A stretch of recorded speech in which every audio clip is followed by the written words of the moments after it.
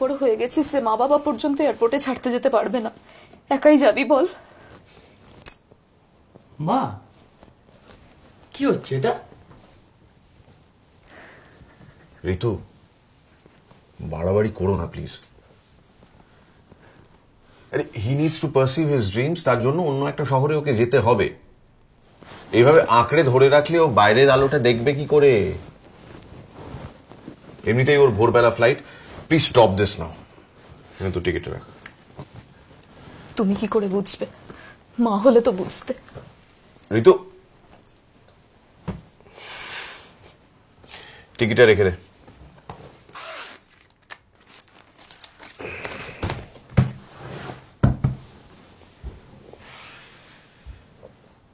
ভয় করছে? খুব স্বাভাবিক। But that shouldn't be a reason for you not going. জানি।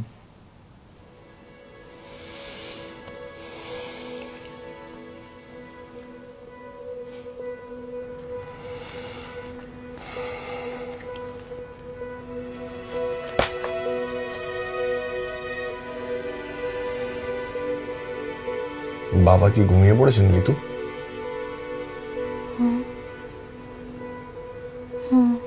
এত রাতে জেগে কি করবেন? ঘুমিয়ে পড়েছেন নিশ্চয়। কেন? না, কিছু না।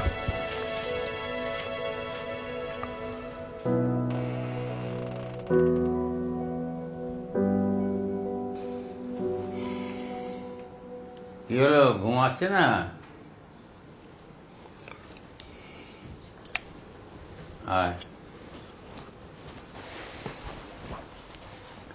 ঘুম ভাঙালাম?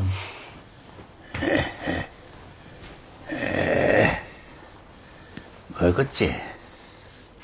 এই বয়সে? আমার কিন্তু করেছিল 25 বছর আগে, যখন প্রথমবার তুই দিল্লিতে চাকরি করতে গেলি একা। একটু করছে।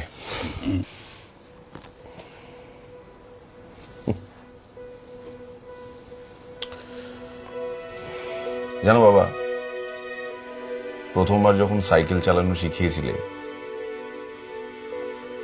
ব্যালেন্স রাখতে না পেরে পড়ে গিয়েছিলাম কতবার। তখনকার একটা কথা আজও ভুলিনি। যতবার পড়ে যেতাম তুমি তখন বলতে, কিচ্ছু হয়নি, উঠে পড়। তারপর জোরে ঠেলে দিয়ে আবার সাইকেলে আমাকে ছেড়ে দিতে। সেই সময় খুব ভয় করতো আমার, তোমার উপর রাগও হতো, অভিমানও হতো যে তুমি সবটা জানো, তা সত্ত্বেও আমায় একা ওই সাইকেলে ছেড়ে দিচ্ছ। তারপর প্রথমবার যখন পড়লাম না, সামলে নিলাম। সেই সময় দূরে দাঁড়িয়ে থেকে তোমার ওই মুখের এক্সপ্রেশনটা আজও ভুলিনি। যেন তুমি আবার নতুন করে সাইকেল চালানো শিখেছো। একটা কথা বলি, এই যে একা ছাড়ার ডিসিশনটা নেওয়া না অত সহজ নয়। অনেক ভয় থাকে, অ্যাংজাইটি থাকে। কারণ একা চলাটা শুধু সন্তানের জীবনে শুরু নয় তো, প্যারালালি বাবা মার জীবনেও তো শুরু। তো একজনকে তো ডিসিশনটা নিতে হবে। আর এই ডিসিশনটা নেওয়াটা কঠিন হয় কখন জানিস? যখন ভেতরের তোলপাড়গুলোকে লুকোতে হয়। প্রকাশ করতে পারলে সহজ হয়, কিন্তু প্রকাশ করাটা খুব কঠিন।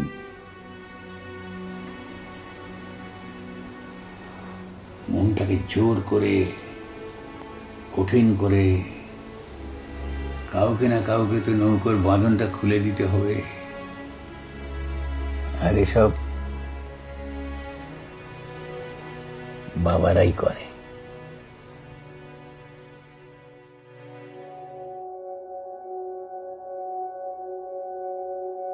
আমি তোমায় কোনোদিন বলিনি যে রোজ মাঝরাতে তুমি যখন মশারির গায়ে আমার হাত পড়েছে কিনা দেখতে আসতে। আমি জানতাম তুমি নিঃশব্দে পৃথিবীর কাউকে না জানিয়ে আসো, তাই জেগেও ঘুমের ভান করে থাকতাম।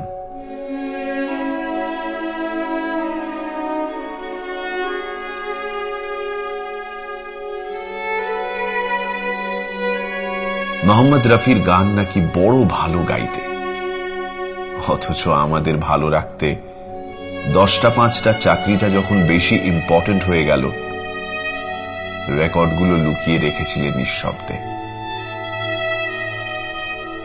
রোজ পকেট থেকে টাকা সরে যেত জেনেও কোনো দিন টাকা রাখার জায়গাটা পাল্টাওনি। আমার স্কুল, আমার খেলা, আমার ভালো থাকার মতো তোমার ওভারটাইম, পুরনো জুতো, ভিড়, বাস, এগুলো মেনে নিয়েছিলে নিঃশব্দে। যত বড় হয়েছি তুমি বুঝবে না ভেবে মায়ের সাথে ভাগ করেছি সবটুকু, অথচ আজ বুঝি প্রথমবার আমার ব্রেকআপের পর কেন হঠাৎ দার্জিলিং এর টিকিট কেটে বলেছিলে ডিসকাউন্টে পেয়েছো।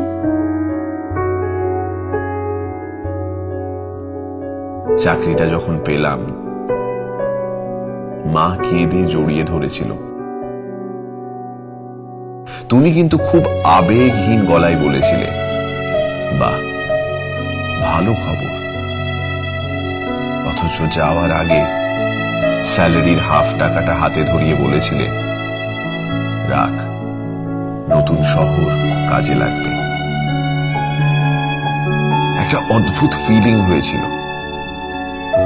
বুঝেছিলাম আপাত দৃষ্টিতে যে লোকটার মন নেই ভেবেছিলাম, জীবনের সব যুদ্ধে হেরে গিয়েও যদি পিছন ফিরে তাকাই সে থাকবে এভাবে নিঃশব্দে। কেউ জানে না, দেখতে পায় না, কিন্তু বাবারা হয়তো থাকে এভাবেই নিঃশব্দে।